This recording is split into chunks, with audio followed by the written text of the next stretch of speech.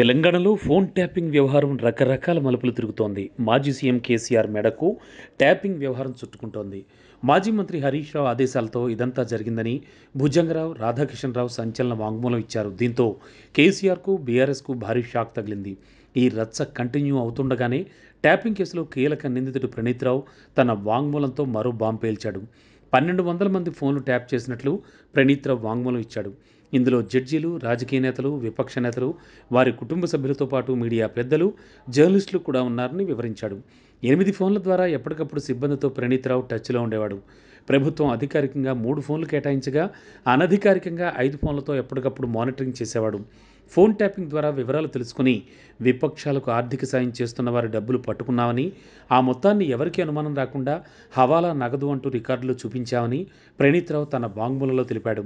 Phone tapping కోసం convergency innovation lab సహాయం తీసుకున్నామని, ఆ సంస్థ ద్వారానే ట్యాపింగ్ మరింత విస్తృతం చేశామని వివరించాడు.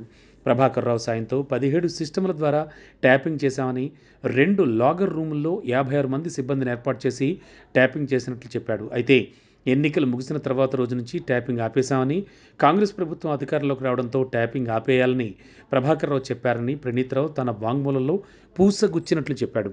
ప్రభాకర్ రావు రాజీనామా చేసి వెళ్లిపోతూ ట్యాపింగ్ సమాచారం ధ్వంసం చేయమని చెప్పాడని, ఆయన ఆదేశాలతోనే హార్డ్ డిస్కులు, పెన్ డ్రైవ్లతో పాటు కీలక ఎలక్ట్రానిక్ వస్తువులన్నీ ధ్వంసం చేసినట్లు చెప్పాడు.